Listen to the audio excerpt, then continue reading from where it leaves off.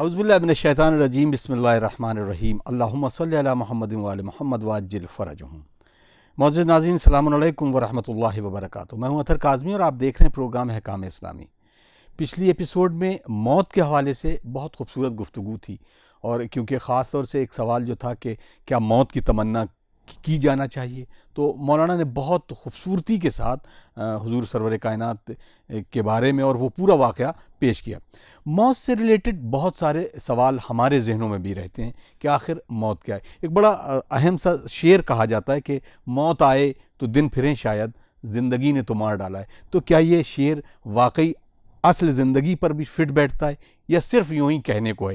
آئیے ہمارے ساتھ موجود ہیں حجت الاسلام والمسلمین علی جناب مولانا مصطفیٰ علی خان ادیب الہندی صاحب قبلہ، ان سے پوچھتے ہیں اور کچھ اور سوالوں کے ساتھ اس ایپیسوڈ کا آغاز کرتے ہیں۔ السلام علیکم آغا۔ علیکم السلام ورحمۃ اللہ۔ جیسا کہ میں نے شعر پڑھا تو کہ بہت سارے لوگ اس شعر کو ایسی پڑھ دیتے ہیں، تو زندگی کی حقیقت کے ساتھ اگر جوڑا جائے، کل کا جیسے ایپیسوڈ تھا اس میں کچھ اور باتیں رہ گئی تھیں، تو ہم اصل کس طریقے سے موت کو لے سکتے ہیں؟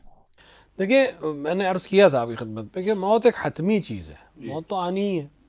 اور یہ جو شعر ہے اس کا مفہوم، چونکہ اصل شعر کا مفہوم تو خود صرف شاعر جانتا ہے، اور بعض کے لوگ جو شرح کرتے ہیں، بہت سی تو ایسی شرح کرتے ہیں تو خود شاعر کو بھی نہیں پتہ ہوتا کہ اس کا یہ مفہوم ہو سکتا ہے۔ لیکن بہرحال یہ آسان سا ایک سیدھے کا شعر ہے۔ ایک انسان جو سخت زندگی گزار رہا ہو یا جیسی بھی زندگی گزار رہا ہو، اگر وہ زندگی سے کسی طرح سے اس کو چینج نظر نہ آئے تو وہ اس عنوان سے کہہ سکتا ہے کہ شاید موت آنے پہ کوئی چیز تبدیل ہو جائے، کیونکہ زندگی تو ہمیں زندہ نہیں رہنے دے رہی ہے، اس طرح کا مفہوم۔ تو اس طرح کی باتیں اور اس طرح کے مسائل ہیں دنیا میں، بہت سے مومنین روایات میں ہیں کہ آخر الزمان میں مومن مرنے کی تمنا کرے گا، کیونکہ ایسے حالات ہو جائیں گے کہ اس کے لیے ایمان بچانا سخت ہو جائے گا، اور ہر انسان ایمان کے ساتھ اس دنیا سے جانا چاہتا ہے، عاقبت بخیر چاہتا ہے اپنی۔ لہٰذا ہر وہ انسان جو لقاء الہی چاہتا ہے اور زندگی دنیا میں ایسی گزارنا چاہتا ہے جو خدا کی پسندیدہ زندگی ہو، اگر اس کے لیے مواقع فراہم نہ ہو اور موانع بہت زیادہ ہو جائیں، پریشانی بہت زیادہ ہو جائے، تو وہ تمنا موت اس لیے کرتا ہے کہ یہاں سے، یہاں مشکلات سے، اس امتحانات سے مجھے چھٹکارا مل جائے اور میں وہاں سکون سے رہ سکوں۔ تو اس عنوان سے ہر وہ انسان جو موت کی تمنا کر رہا ہے، اکثریت وہ ہے مومنین کی جو اس لیے موت کی تمنا کر رہے ہیں کہ ان کو معلوم ہے کہ وہاں جو معاملات ہیں وہ یہاں سے بہتر ہیں، اور یہ وہی کر سکتا ہے کہ جیسا کہ اس روایت کی طرف اشارہ کیا تھا میں نے پچھلے ایپیسوڈ میں، کہ جو تحفے بھیج چکا ہوگا، جو اپنے آپ کو آمادہ وہاں کے لیے کر چکا ہوگا۔ تو لہٰذا اگر امیر المومنین علیہ الصلوۃ والسلام کا چاہنے والا ہے، اگر رسول اکرم صلی اللہ علیہ وآلہ وسلم کا چاہنے والا ہے، تو وہ اگر تمنا موت کر رہا ہے تو اس لیے شاید کر رہا ہے کہ اس نے وہاں تحفے بھیج دیے اور یہاں کے معاملات اس کے لیے اچھے نہیں ہیں، تو اس میں کوئی حرج بھی نہیں ہے۔ اور بہت سی چیزیں ایسی ہیں، جیسے تحفے کی باتیں، صرف ایک چیز میں اس میں سے عرض کروں گا کہ اس روایت میں رسول اکرم صلی اللہ علیہ وآلہ نے اس جوان سے کہا تھا کہ تم تحفہ جب بھیجنے کی بات ہوئی تو اس نے کہا ملک الموت کے لیے جو تحفہ بھیجو، اس میں 4 تحفے کی بات ہے، میں صرف ایک کو عرض کر رہا ہوں کہ ملک الموت کے لیے 4 تحفے بھیجنا جی۔ اور اس میں پہلا تحفہ جو ہے وہ یہ ہے کہ لوگوں کی رضایت حاصل کر لو، اپنے قرضوں کو ادا کر لو۔ اب قرض ادا کرنے کا مطلب یہ ہے کہ انسان کبھی مال کا مقروض ہوتا ہے، کبھی حق کا مقروض ہوتا ہے، جو بھی مقروض ہے اس کو ادا کر دو ملک الموت کے آنے سے پہلے جی۔ اگر ملک الموت آ گیا اور قرض ادا نہیں ہوا ہے تو یہ قرضہ ہمیشہ ہمیشہ کے لیے گردن پر رہے گا اور مسئلہ بنتا رہے گا، مگر یہ کہ وارثوں کو وصیت کر جائے کہ مثلا یہ قرضہ ادا کر دینا یا فلاں مال کو بیچ کے ادا کر دینا، جیسے کہ ائمہ علیہ الصلوۃ والسلام کے لیے بھی ہے۔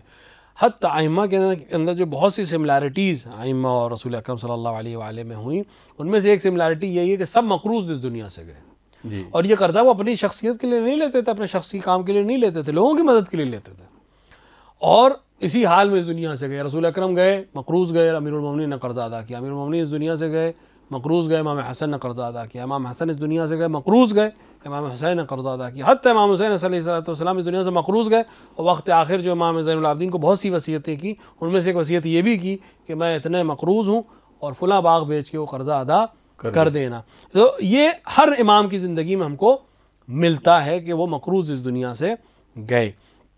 تو قرض اگر کسی کے پاس ہے تو وہ اس کو ادا کرے، یعنی اگر کسی کا مال آپ کے ذمہ ہے، آپ نے لے لیا ہے تو اس کو ادا کریں، غلطی سے لے لیا ہے ادا کریں، جس کا مال لے کسی بغیر اس کی اجازت کے صرف کر لیا ہے اس سے رضایت لیں یا اس کا مال اس سے واپس کریں، جن کو جانتے ہیں، جن کو نہیں جانتے جی اگر ان تک نہیں پہنچ سکتے، ان کے ورثہ ہیں اور جانتے ہیں کہ ورثہ ہیں، ان تک پہنچائیں. نہیں ہے، کوئی جانتے ہی نہیں کون ہے، کیسا ہے، کہاں تھا، میں نے بس لے لیا، تو پھر حاکم شرع کی اجازت سے، یعنی اگر ائمہ علیہ الصلوۃ والسلام کا دور ہوتا تو ان کے پاس جا کے، نہیں تو ان کے نمائندگان یا مراجع ان کے وکلاء کے پاس جا کے رد مظالم کی نیت سے اس چیز کو ادا کریں. تو ملک الموت کے آنے سے پہلے یہ چیز ادا ہونی چاہیے. بس ہر انسان، اب یہ بھی پتہ نہیں کہ ملک الموت کب آئے گا، لہٰذا ہر انسان جب رات پہ بستر پہ لیٹے تو یہ سوچ کر لیٹے کہ میں نے قرضے ادا کر دیے ہوں. اگر قرضے ادا نہیں کیے تو کم سے کم ان کی وصیتیں کر کے لیٹے کہ اس طرح سے قرضے ہیں کسی کے، وہ ادا ہو جانے چاہیے. تو حقیقت موت یا آمادگی موت یہ تبھی ہو سکتی ہے جب ہم ان چیزوں کو انجام دے دیں جو آخرت ہمارے کام آنے والی ہیں. ان میں سے پہلا مرحلہ یہ کہ حق العباد ادا ہو چکا ہو. کسی کو ناراض کیا تو اس کو راضی کر لیں، کسی کا حق ضائع کیا تو اس کا حق واپس کر دیں، کسی کا پیسہ لیا تو اس کا پیسہ ادا کر دیں.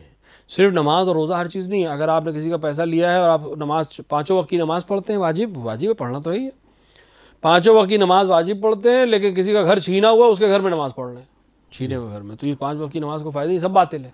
چھینا ہوا گھر ہے، غصبی گھر ہے. کسی کا قرضہ لے کے گھر خریدا ہے اور گھر اس کا قرضہ واپس نہیں کر رہے ہیں، وہ راضی نہیں ہیں، یہ گھر غصبی گھر ہے. لہٰذا ہر وہ عمل، ہر وہ حق، ہر وہ مال جو دوسرے کا آپ کی گردن پہ باقی ہے اس کو ادا کرنے کی کوشش کریں. کچھ چیزیں ایسی ہوتی ہیں فوراً ادا ہو جاتی ہیں، کچھ چیزیں ایسی ہوتی ہیں وقت لیتی ہیں. تو جس حد تک آپ ادا کر سکتے ہو کرتے رہیے تاکہ جب موت آئے تو آپ ادا کرنے کی حالت میں ہوں. یہ ہے آمادگی موت کی. اور جس انسان کو معرفت ہو جائے اور اس دنیا کی حقیقت اس کے سامنے واضح ہو جائے، دنیا میں ہر دن ایسے حادثے ہوتے ہیں جو ہمیں اس کی حقیقت کو واضح کر دیتے ہیں. جی، لاکھوں کے مالک کو، کروڑوں کے مالک کو ہم نے سڑک پہ آتے دیکھا ہے، اور سڑک کے آدمی کو ہم نے لاکھوں کروڑوں کماتے دیکھا ہے. آج کی دنیا میں تو خبریں بہت تیزی سے ادھر سے ادھر ہو جاتی ہیں، بہت سے واقعات ہر ایک نے دیکھے ہوں گے.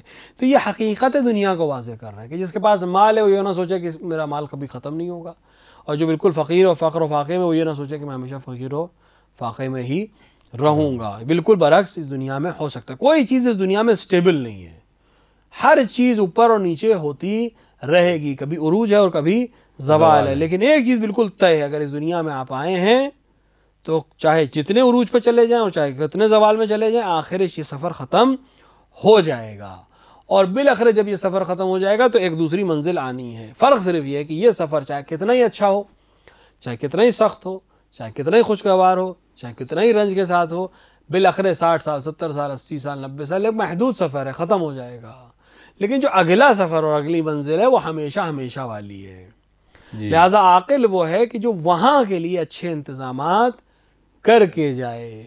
اور وہاں کے لیے اچھے انتظامات کرنے کے لیے بہت زیادہ مالدار ہونا ضروری نہیں ہے. ممکن ہے کہ انسان بہت کم پیسے خرچ کر کے وہاں بہت اچھے انتظامات اپنے لیے کر سکتا ہو، اور ممکن ہے کہ انسان کے پاس بہت دولت ہو لیکن وہاں کے لیے کوئی انتظام نہ کر سکے، کیونکہ وہاں یہ سکے نہیں چلتے، وہاں دوسرے سکے چلتے ہیں.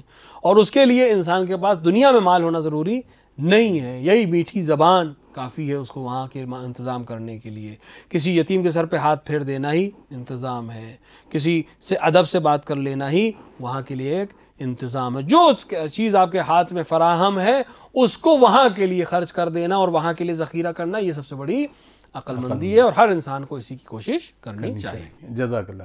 ناظرین، آپ دیکھ رہے ہیں پروگرام احکام اسلامی، اور کیونکہ بیچ میں آپ سے اس وجہ سے بھی مخاطب ہوا کہ ہم چاہتے ہیں کہ آپ اپنا جو تعاون ہے وہ ہم تک ضرور پہنچائیں. دیے گئے جو نمبر ہیں، جو اسٹرپ چل رہی ہے اس پہ تمام نمبر دیے گئے ہیں، اکاؤنٹس نمبر دیے گئے ہیں، اس کے ذریعے آپ ہم تک اپنی رقم بھیج سکتے ہیں. ہمارے پاس مرجع اکرام کے اجازے بھی موجود ہیں، تو آپ خمس کی رقم بھی ہم تک پہنچا سکتے ہیں.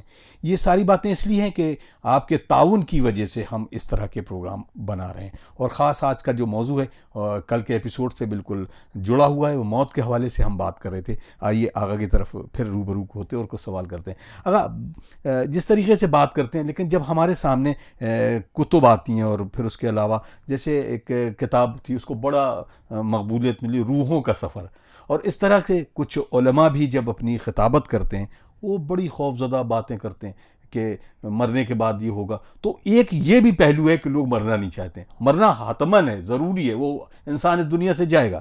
تو یہ جو خوف کی باتیں، یہ کس طریقے کا عمل ہے اور کیسے، کیا اس میں کتنی سچائی ہے؟ دیکھیں اس میں کوئی شک نہیں ہے کہ کچھ چیزیں بالکل حقیقت ہے، واضح ہیں، جیسے موت کا آنا بالکل 100% ہے، اس کو کوئی چینج نہیں کر سکتا. آپ کسی مذہب کو مانتے ہو، کسی مکتب کو مانتے ہو، کسی خدا کو مانتے ہو، اس چیز کو انکار نہیں کر سکتے کہ مرنا ہے، اس سے تو انکار نہیں ہے. لیکن اب کیفیتیں یہ نہیں ہے کہ طے ہو کہ ہر ایک کے لیے ایک ہی کیفیت ہے. جی اس کو سمجھنا بہت ضروری ہے. ایک ہی کیفیت سب کے لیے نہیں ہے، چونکہ ایک رحلہ ہے، ایک انتقال ہے، ایک نقل مکان ہے. تو ممکن ہے کہ انسان اے سی کار میں سفر کرے، اور ایک انسان کھلی گاڑی میں سفر کرے، اور ایک انسان ای رکشے میں سفر کرے. تو یہ ڈیپینڈ کرتا ہے کہ اس نے سفر کیسے کیا اور کس چیز کا انتخاب کیا ہے. تو یہ طے ہونا کہ موت ہے یہ بالکل مشخص ہے، یہ سفر کرنا ہے بالکل طے ہے. سفر کیسے شروع ہوگا اور کس طرح سے سفر جاری رہے گا یہ آپ کے ہاتھ میں، یہ طے نہیں ہے کہ یہی ہوگا. مرحلے ہیں، مرحلے طے ہیں کہ اس مرحلے سے گزرنا ہے. مثال میں ایک آسان مثال دوں، جن لوگوں نے باہر کا سفر کیا ہو وہ شاید اس بات کو زیادہ آسانی سے سمجھ سکیں. انٹرنیشنل سفر جب آپ کریں کسی ملک سے دوسرے ملک تو کئی سٹیجز ہیں. آپ نے جہاز کا مثلا ٹکٹ لیا ہے تو آپ پہلی سیکیورٹی چیک ہوگی، اس کو آپ ٹکٹ دکھائیں گے، پاسپورٹ دکھائیں گے، پھر آپ اس ایئر لائنس کے آفس میں جائیں گے یا اس کا جو کاؤنٹر ہوگا اس پہ جائیں گے، وہ آپ کا بیگیج لے لے گا اور آپ کو ایک سیٹ الاٹ کر دے گا.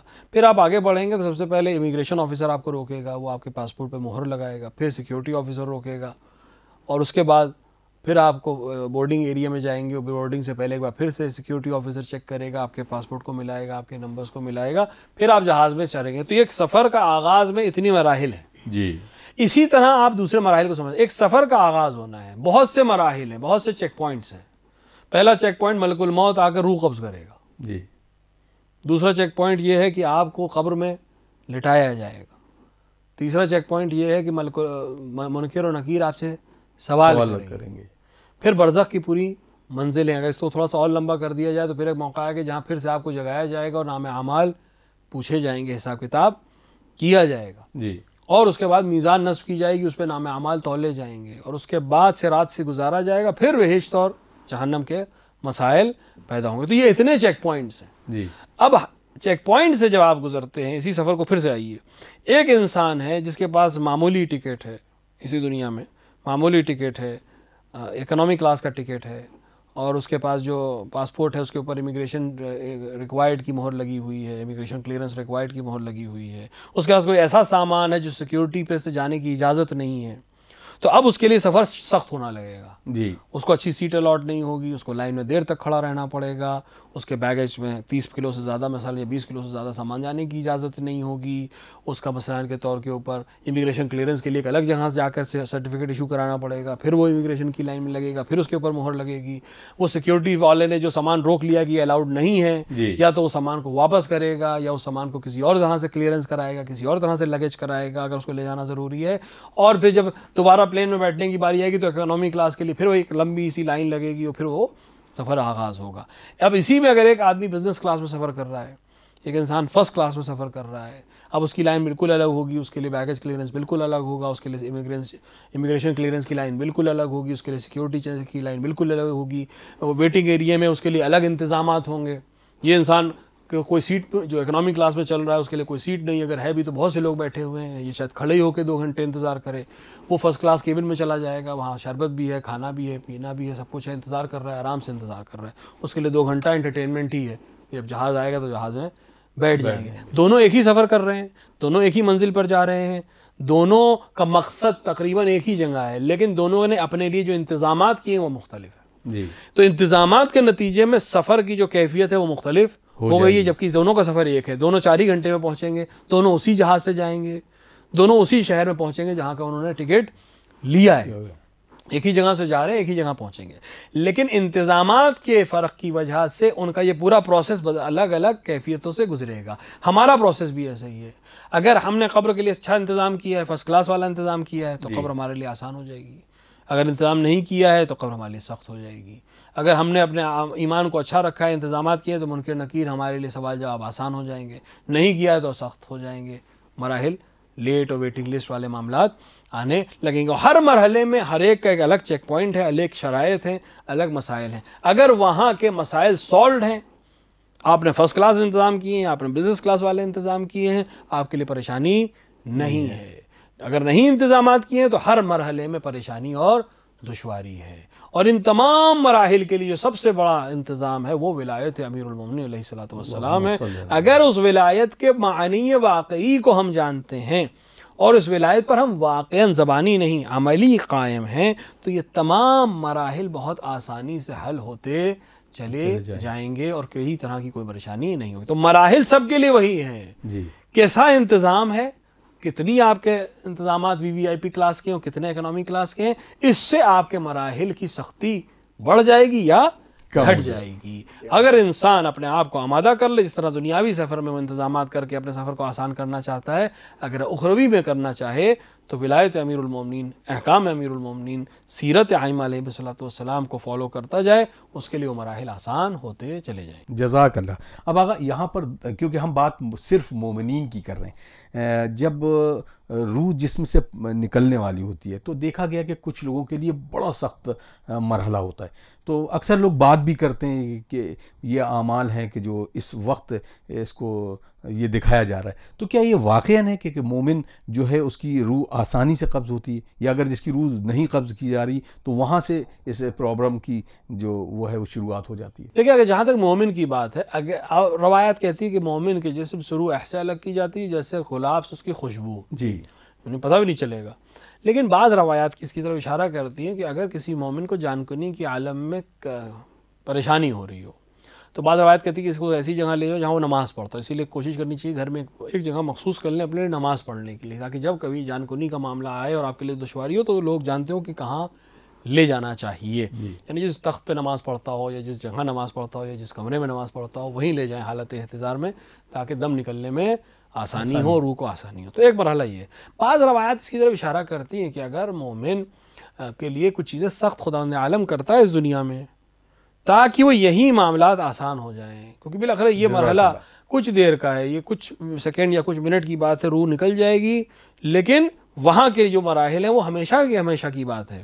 تو وہ سختی جو کچھ منٹ کی یا کچھ گھنٹے کی یہاں ہے وہ خداوند عالم اس لیے دیتا ہے تاکہ اس کے جو معاملات رہ گئے ہیں دنیا میں صاف ہو جانا چاہیے تھے نہیں ہوئے. بعض روایت کہتی ہے کہ انسان کو بہت سے گناہ ایسے ہیں جن کا کوئی کفارہ نہیں سوائے اس کے کہ اس کو بیماری ہو, سوائے اس کے کہ اس کی اولاد کو کوئی پریشانی ہو, سوائے اس کے کہ وہ اس کے لیے جان کنی میں سختی ہو جائے, سوائے اس کے لیے اس کو مالی نقصان کوئی بہت بڑا ہو جائے یا ذہنی نقصان کوئی بہت بڑا ہو جائے. تو یہ رحمت ہے خداوند عالم کی, کیونکہ وہ مومن سے محبت کرتا ہے, لیکن مومن ہے اس نے کچھ غلطیاں کی ہیں, صحیح نہیں کر پایا اس معاملے کو, وقت نہیں مل پایا اس کو, تو خداوند عالم کی رحمت شامل حال ہوتی ہے کہ اس مرحلے کو اس کے لیے سخت کر دیتے ہیں, اس کے لیے جان کنی کو سخت کر دیتے ہیں, بہت سخت ہو جائے گا, لیکن اس سختی کے نتیجے میں جتنے اس کے گناہ تھے جو یہ کلیئر نہیں کر پایا ہے وہ ہم سب کلیئر کر دیں گے. اب جب یہ داخل ہوگا تو بالکل پاک اور صاف داخل ہوگا. تو یہ مرحلہ بھی مومن کے لیے خوشنود ہی ہے, اس کے لیے آسانی ہی ہے, یہ رحمت ہی ہے. ہاں یہی مرحلہ کافر کے لیے اگر ہو, غیر مومن کے لیے ہو, منافق کے لیے ہو تو یہ آغاز ہے عذاب کا, لیکن مومن کے لیے انتہا ہے سختیوں کی کہ یہ آخری مرحلہ ہے, اس کے بعد سب تمہارے لیے آسان ہے انشاءاللہ تعالی. انشاءاللہ. جزاک اللہ. اب کچھ سوال لے لیتے ہیں. اگر مثلا اسی میت کے حوالے اور موت کے حوالے سے جو گفتگو ہو رہی تھی, اس میں ایک صاحب نے سوال کیا, اگر کوئی بچہ جس کی عمر 4 سال ہے اگر وہ انتقال کر جائے تو کیا اس کی نماز میت پڑھنا واجب ہے یا نہیں؟ مسلمان کی نماز میت واجب ہے ہر فرد کے اوپر, بشرطے کہ اس کے 6 سال پورے ہو چکے ہوں. یعنی اگر کوئی بچہ ابھی 6 سال کا نہیں ہوا ہے تو اس کا غسل تو واجب ہے لیکن اس کی نماز واجب نہیں ہے. لیکن اگر جیسے 4 سال کا بچہ ہے اور ابھی اس میں اتنا شعور نہیں کہ نماز اور اس چیزوں کو جانتا ہو, جیسے ممکن ہے 6 سال کا بچہ عام طور سے نماز سیکھنے لگتے ہیں, بہت سے گھروں کے بچے, متدین گھروں کے بچے 5-6 سال کی عمر میں نماز سیکھنے لگتے ہیں. تو اگر 6 سال سے کم ہے اس کی عمر لیکن وہ نماز پڑھنا جانتا تھا یا نماز کی کیفیت کو سمجھتا تھا تو مستحب ہے کہ اس کی نماز میت پڑھی جائے. لیکن اگر وہ نماز میت کی کیفیت کو نہیں جانتا تھا یا بہت چھوٹا تھا اور نماز اور ان سب چیزوں کو نہیں جانتا تھا تو پھر اس کی نماز پڑھنا ضروری نہیں ہے. لیکن قصد رجا سے 4 سال 5 سال 6 سال تک کے بچے کی نماز پڑھی جاتی ہے. اس سے بھی کم عمر کا اگر بچہ ہے تو قصد رجا کی بھی شرط نہیں ہے, نماز پڑھنا مستحب بھی نہیں ہے. اور اگر بچہ دنیا میں مردہ آیا ہو, پیدا ہی مردہ ہوا ہے تو اس کی نماز مستحب بھی نہیں ہے, یعنی اس کی نماز پڑھنے کی کوئی ضرورت نہیں ہے. باقی نمازیں, زندہ بچہ دنیا میں آیا ہے, کچھ مہینے بعد کچھ سال بعد اس دنیا سے گیا ہے, ابھی 6 سال کا نہیں ہے تو قصد رجا کے ساتھ نماز پڑھی جا سکتی ہے. لیکن اگر دنیا میں آیا ہی مردہ ہے تو مستحب بھی نہیں ہے کہ اس کی نماز پڑھنا چاہیے، اس کا کوئی حکم ہمارے پاس نہیں ہے۔ نیاز حیدر صاحب السلام علیکم۔ آقا یہ بتائیں کہ نماز میں کتنی تکبیریں ہیں، تو یہ تکبیریں کیا بڑھ سکتی ہیں اور ان کا بڑھنے کی کیا وجہ ہے اور کیوں اس طریقے کی؟ نماز واجب برا دیں، نہیں، نماز میت کی بات نماز میت میں 5 تکبیریں کہی جاتی ہیں جی، اور ہر تکبیر کے بعد دعا، یعنی پہلی تکبیر نماز میت کی نیت کے بعد پہلی تکبیر ایک دعا، پھر دوسری تکبیر دعا، تیسری تکبیر دعا، چوتھی تکبیر دعا اور 5ویں تکبیر میں نماز میت ختم ہو جائے گی۔ یہ گھٹنا اور بڑھنے کے مسئلے کا ہی الگ ہے۔ اگر کسی منافق کی میت ہے جی، تو 5ویں تکبیر اس کے اوپر نہیں کہی جاتی ہے۔ اسی طرح بعض روایات میں بعض خصوصیات کے لیے ساتھ امیر المومنین علیہ الصلوۃ والسلام یا جناب حمزہ سید الشہداء علیہ الصلوۃ والسلام کے لیے تکبیریں زیادہ کہی گئی ہیں، لیکن یہ خاص ہیں، یعنی ہم کسی عام انسان کے لیے یا حتیٰ علماء کے لیے بھی تکبیروں کو 6 یا 7 نہیں کر سکتے ہیں، ہم 5 سے زیادہ نہیں کر، وہ خاص افراد تھے، ان کے لیے خاص حکم تھا۔ امیر المومنین کے لیے بعض روایات میں ہے کہ ان کے اوپر 7 تکبیریں امام حسن نے کہیں، اور جناب حمزہ علیہ السلام کے اوپر رسول اکرم نے 70 تکبیروں تک، بعض روایات میں ہیں کہ 70 تکبیریں پڑھی کہیں۔ لہٰذا یہ تکبیریں جو رسول اکرم نے یا ائمہ نے ایک دوسرے کے لیے یا کسی خاص فرد کے لیے پڑھی ہیں، یہ ان سے مخصوص ہیں، یہ عام حکم نہیں ہے۔ ائمہ نے اگر عمل انجام دیا ہے تو یہ ان کا معاملہ ہے، ان کے لیے خاص معاملہ ہے۔ عام مومن کے لیے صرف 5 تکبیریں ہیں، اور جو گھٹنے کا مسئلہ ہے وہ صرف غیر مومن کے لیے ہے کہ بعض مقامات کے اوپر غیر مومن یعنی منافق کے لیے 4 تکبیریں کہی جاتی ہیں، 5 تکبیر نہیں کہی جاتی۔ جزاک اللہ۔ ایک اور سوال اسی سے بالکل جڑا ہوا ہے، نماز میت اگر مسجد میں پڑھی جائے تو یہ عمل حرام ہے یا مستحب ہے یا مکروہ ہے یا واجب ہے؟ دیکھیں، نماز میت خود اپنے آپ میں تو واجب ہے جی، لیکن نماز میت پڑھنے کے لیے سب سے بہتر جگہ یہ کھلی جگہ ہو، یہاں زیادہ سے زیادہ مومنین آ سکتے ہیں۔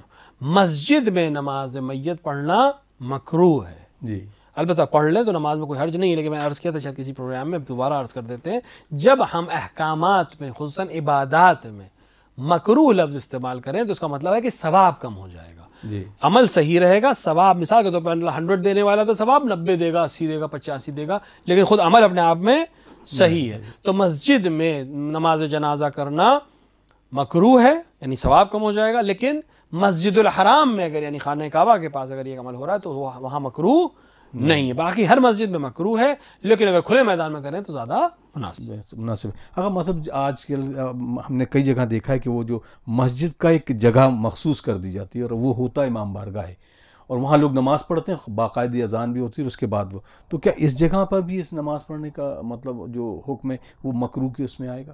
نہیں، وہ جگہ جو مسجد ہو، ایک دفعہ ہوتا ہے دیکھیے ہم نے امام بارگاہ بنایا، حسینیہ بنایا، گھر بنایا، ہم نے کہا یہ نماز خانہ ہے، یہاں ہم نماز پڑھتے ہیں، اس حصے میں نماز پڑھیں گے۔ مسجد جب تک مسجد کا صیغہ جاری نہ ہو، مسجد کا صیغہ زبان سے جاری کرنا ضروری نہیں ہے، لیکن قصد ہو کہ یہ مسجد ہے، جی، چاہے ایک بھی دیوار نہ کھڑی کی جائے، ہم کہہ دیں یہ زمین مسجد ہے تو یہ مسجد ہے، سارے احکام مسجد کے اس پر جاری ہوں گے، یعنی آپ حالت جنابت میں سے داخل نہیں ہو سکتے، اگر داخل ہو تو ایک دروازے سے داخل ہو کے دوسرے دروازے سے نکلنا پڑے گا، کوئی چیز رکھنے نہیں آ سکتے، اور بہت سے مسائل جو مسجد کے ہیں، نجس اس کو جان بوجھ کے نہیں کر سکتے، یہ سب مسائل، حتیٰ وہ ایک دیوار بھی نہ ہو اس کی، لیکن زمین ہے مسجد، آپ نے کہہ دی کہ یہاں سے مسجد، تو مسجد کے احکام جاری ہو جائیں گے۔ لیکن وہ جگہ جو مسجد نہیں ہے لیکن آپ نے نماز پڑھنے کے لیے مخصوص کر لی، جیسے گھر میں لوگ کر لیتے ہیں، جیسے کسی حسینیہ میں کر لیتے ہیں، تو وہ مسجد کے حکم میں نہیں ہے، اگر وہاں نماز جنازہ ہوتی تو وہ مکروہ بھی نہیں ہے۔ جزاک اللہ، بہت بہت شکریہ آقا۔ ناظرین، آپ دیکھ رہے ہیں پروگرام احکام اسلامی، اور ہم سے محو گفتگو تھے حجت الاسلام والمسلمین علی جناب مولانا مصطفیٰ علی خان ادیب الہندی صاحب۔ آگے اگلے ایپیسوڈ میں کچھ اور سوالوں کے ساتھ یہ سلسلہ جاری رہے گا، دیے گئے نمبر پر اپنے سوالات ہم تک بھیجیے۔ آئیے دعا کرتے ہیں سب مل جل کر، اللہم اجل لولیک الفرج۔